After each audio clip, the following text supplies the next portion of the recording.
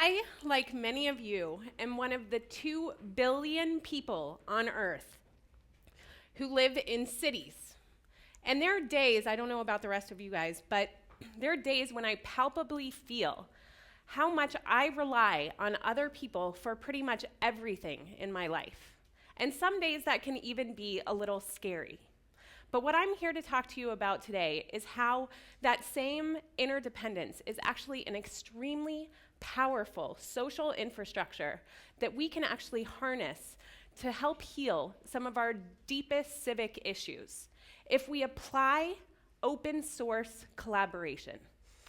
A couple of years ago, I read an article by New York Times writer Michael Pollan, in which he argued that growing even some of our own food is one of the best things that we can do for the environment.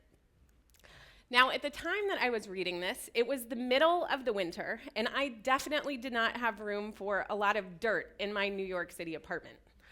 So I was basically just willing to settle for reading the next Wired magazine and finding out how the experts were going to figure out how to solve all these problems for us in the future.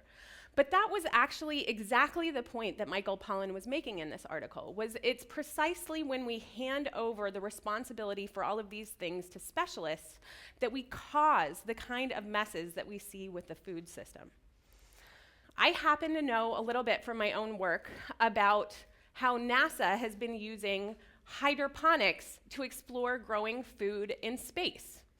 And I started to learn that you can actually get optimal nutritional yield by running a kind of high-quality liquid soil over plants' root systems. Now, to a vegetable plant, my apartment has got to be about as foreign as outer space. But I can offer some natural light and year-round climate control.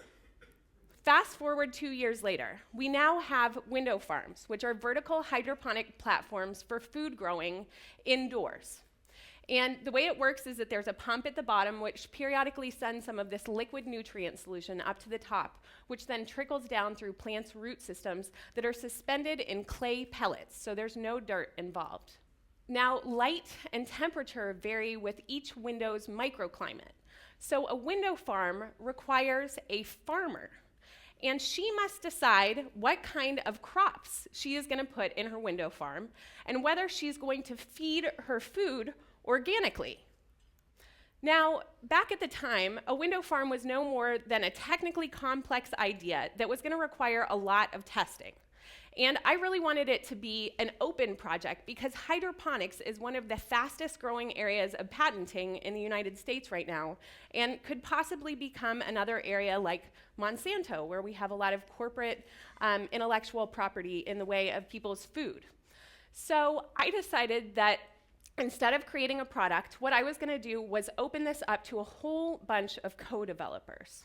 The first few systems that we created they kind of worked. We were actually able to grow about a salad a week in a typical New York City apartment window. And we were able to grow cherry tomatoes and cucumbers, all kinds of stuff. But the first few systems were these leaky, loud power guzzlers that Martha Stewart would definitely never have approved. So to bring on more co-developers, what we did was we created a social media site on which we published the designs, we explained how they worked, and we even went so far as to point out everything that was wrong with these systems. And then we invited people all over the world to build them and experiment with us. So actually now on this website, we have 18,000 people, and we have window farms all over the world. What we're doing is what NASA or a large corporation would call R&D, or research and development. But what we call it is R&DIY, or research and develop it yourself. So for example, Jackson came along and suggested that we use air pumps instead of water pumps. It took building a whole bunch of systems to get it right, but once we did, we were able to cut our carbon footprint nearly in half. Tony in Chicago has been taking on growing experiments like lots of other window farmers, and he's been able to actually get his strawberries to fruit for 9 months of the year in low light conditions by simply changing out the organic nutrients. And window farmers in Finland have been customizing their window farms for the dark days of the Finnish winters by outfitting them with LED grow lights that they're now making open source and part of the project. So window farms have been evolving through a rapid versioning process similar to software. And with every open source project, the real benefit is the interplay between the specific concerns of people customizing their systems and the universal concerns. So my core team and I are able to concentrate on the improvements that really benefit everyone.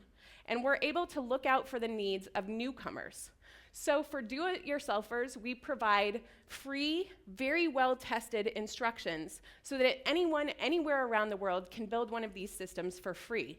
And there's a patent pending on these systems as well that's held by the community.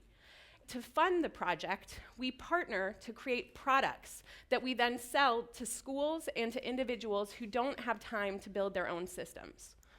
Now, within our community, a certain culture has appeared. In our culture, it is better to be a tester who supports someone else's idea than it is to be just the idea guy.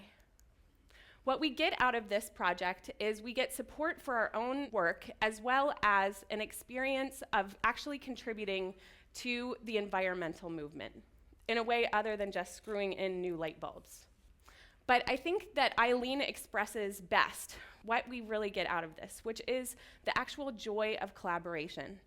So she expresses here what it's like to see someone halfway across the world having taken your idea, built upon it, and then acknowledging you for contributing. If we really want to see the kind of wide consumer behavior change that we're all talking about as environmentalists and food people, maybe we just need to ditch the term consumer and get behind the people who are doing stuff. Now, the open source projects tend to have a momentum of their own. And what we're seeing is that R&DIY has moved beyond just window farms and LEDs into solar panels and aquaponic systems. And we're building upon innovations of generations who went before us. And we're looking ahead at generations who really need us to retool our lives now. So we ask that you join us in rediscovering the value of Citizens United and to declare that we are all still pioneers.